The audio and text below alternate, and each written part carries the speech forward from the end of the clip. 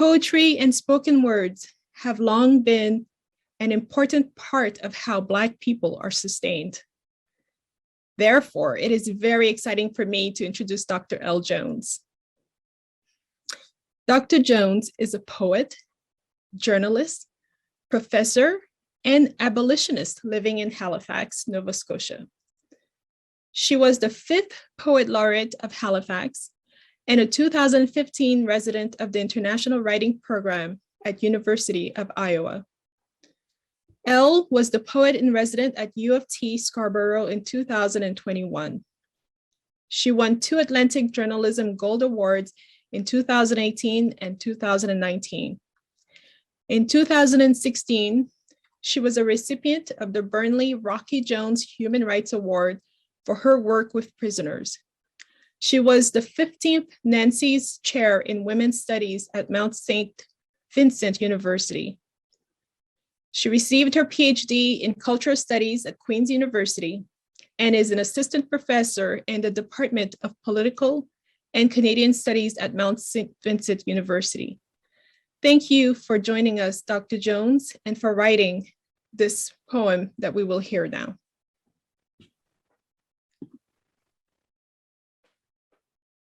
Thank you so much for having me, and thank you for that wonderful introduction. Congratulations to everybody who organized this conference. We have come to the end. I was here for the 4 days listening to everything, and it's been a real honor to hear all the research, all the hard work, all the mentorship to see the youth. So thank you so much from the bottom of my heart. I know how much work went into this. By the way, I know that people in the chat are going to want to know what island I'm talking about when I talk about my mother. It's Trinidad, just so you know. And I want to dedicate this poem to my mother, who got her PhD in biochemistry in the 1970s as a Black woman who had to leave her home to do so. So without anything else, because I know we're coming to the end, this is the poem. Our ancestors were like astronauts entering worlds unknown. Those who didn't sink to the bottom of the ocean strewn with our bones, where now a Black woman scientist studies how deep the whales dive, swimming the same passage we barely survived, and we thrive. Thanks to dreams our forebears kept alive in the hold, who believed their descendants would one day unfold in a world they would never see, without whips, locks, or scars. Like science fiction writers imagining flight beyond stars, we have lived lives more barren than the surface of Mars. Freedom was as far, yet they believed and endured. And my ancestors were scientists, and yes, so were yours. Though they tell us our presence is like unicorns, this is our heritage from before we were born. And though we were shorn of our hieroglyphics, our ancestors did agriculture, biology, physics. Though they weren't allowed in the clinics or business, their laboratories were outdoors, the plants and the trees.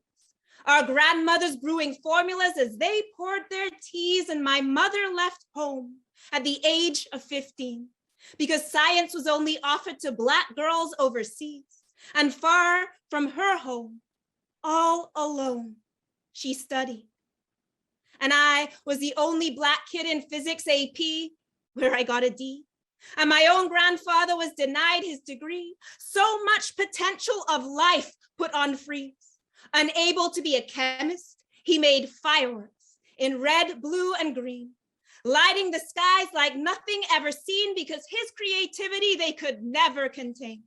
Like our ancestors nurtured cotton, sugar, and cane, the environment from then we knew how to sustain. The smallpox vaccine brought by people enslaved. Can you imagine? We researched in chains. And today, our Black scientists still carry the pain, the only isolated, no one who looks alike. The Black gold that gets lost through the leaky pipeline, pushed out due to the stereotypes. But we are more than a litany of suffering endlessly applied. Like Henrietta, we lack nothing. In fact, we multiply.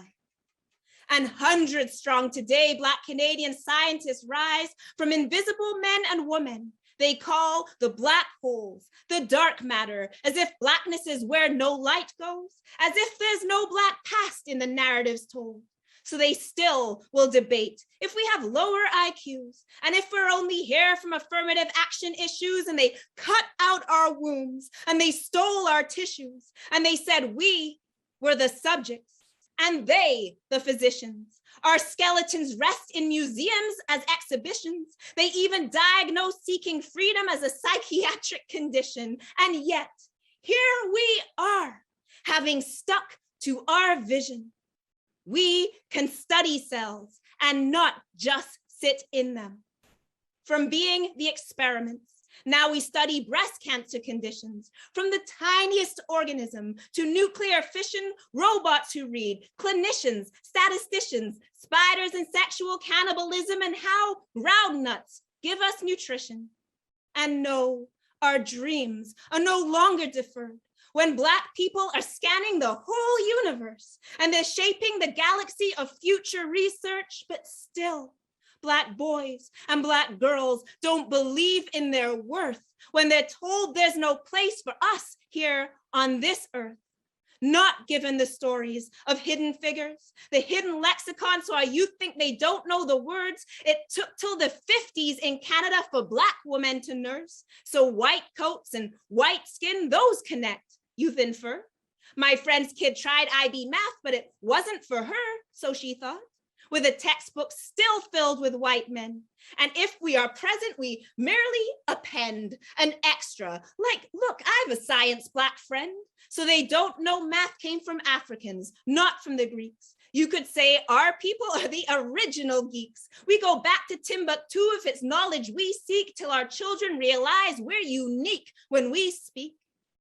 And I confess, some of your equations, sometimes my eyes glaze, but I'm so glad that you're here and you're paving the way, equipped with the armor to take up our space and building fugitive place where they see a Black face.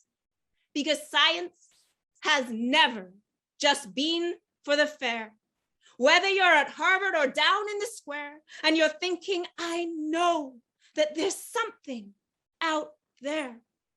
And those questions, if mentored, we know they will blossom and we will rise from confined at society's bottom. Engineers, doctors, biologists, no one can stop them. For we see the consequence when our people believe that science is not for them. Though Black virologists worked on the COVID vaccines, too many Black people remember Tuskegee and emergency rooms where there's no Black doctors to see, so they still doubt the STEM fields are given to we. But like Matthew Henson, our minds will explore to open up brilliant minds as we open the doors, just like our Black forebears did so before, and all of us today are here in their depth, and their Black excellence then is what we now reflect. We don't do it one by one, we reach back and collect until all Black scientists can bring their whole selves for new young Black scientists to walk where they step, to elevate, make visible, celebrate, and connect. Thank you, everybody. Thank you for having me.